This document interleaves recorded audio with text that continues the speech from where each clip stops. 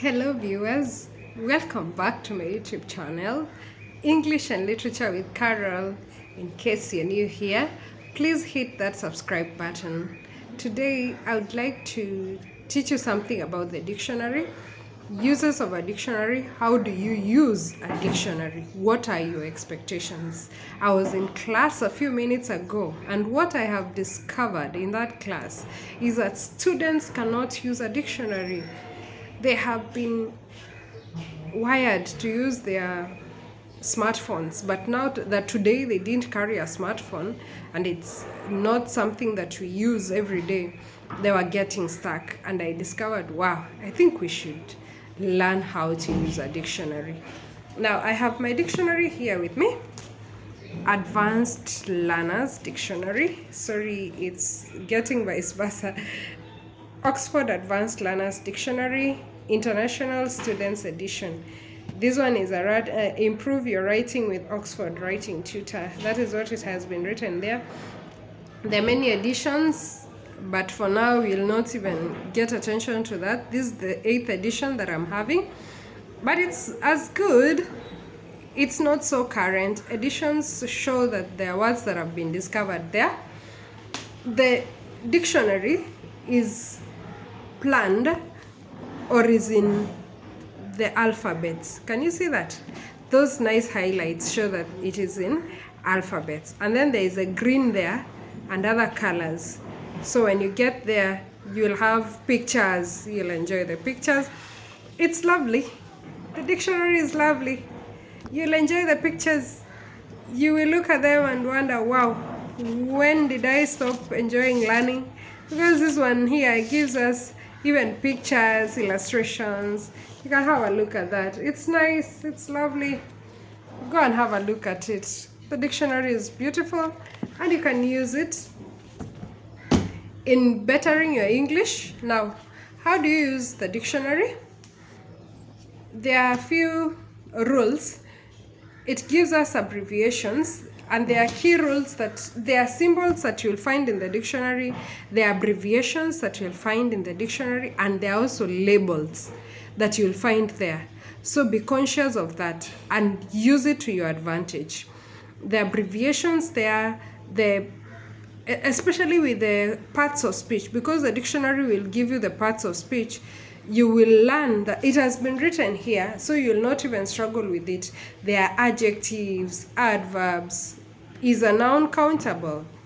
Is it a conjunction? Is it a determiner? Is it an intransitive verb? Is this one Australian English, British English, Canadian English, East African English, Indian, Irish? So many of them. Is it Welsh English? This one exposes you to very many varieties of English because it is an international edition. Now, you must also have a clue of how you use this dictionary. With the labels that are used there, it's important that you understand also the labels that are used there in the dictionary. The contents there, we have you have to understand the contents and the symbols that have been used. So don't just go to the dictionary and start struggling. All that is given us there. How do you find a word? Finding the word in the dictionary. There is a rule that you will first look at the entries. This information here, all over the dictionary here, these are called entries. You call them entries. All that is entries. In the entries, you will be looking for head words. The head words. For example, if you have a word like a bookbinder, you will now look for the head word, that is book. You will go for the keyword there, book, and then now you will look out for the pronunciation. The next word there that it has been used with the stress mark there, bookbinder, bookbinder, bookbinder. A person whose job is fastening the pages of books together and putting covers on them. So you will look at the head word. So the book there, you could see If they're compound words, you will see they're written separately. You could have a bookcase, piece of furniture with shelves, book club. So the head word will guide you into doing that. Some head words can have more than one part of speech. So be on the lookout on these parts of speech. It will help you a lot when you're looking for that. So the head word will assist you. Find the meaning. It will this dictionary will also help you in finding the meaning. Some words have very long entries. It is not usually necessary to read the whole entry from the beginning. If you already know something about the general meaning that you're looking for, so you can get that in finding the meaning in a dictionary. Also, another use of a dictionary is build your vocabulary. How are you able to? It contains a lot of information that will help you in increasing your vocabulary and use the language productively, because the sentences have been given there. Also, words have been given to you with synonyms, which is very important. These words have been given to you with synonyms. Also, the numbers, you can find numbers in the dictionary.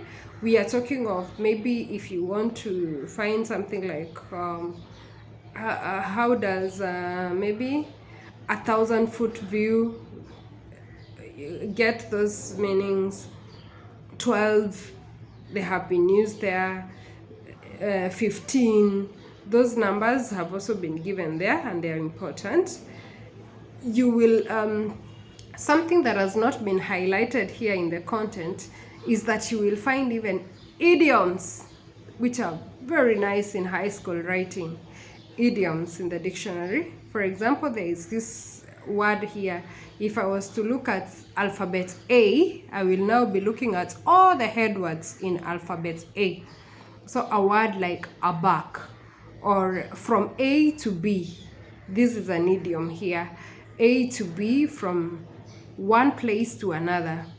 For me, a car is just a means of getting from A to B. That is already an idiom. You have built your vocabulary. You can get it in sentences. Thank you for being here. Thank you for listening to my lesson. Bye.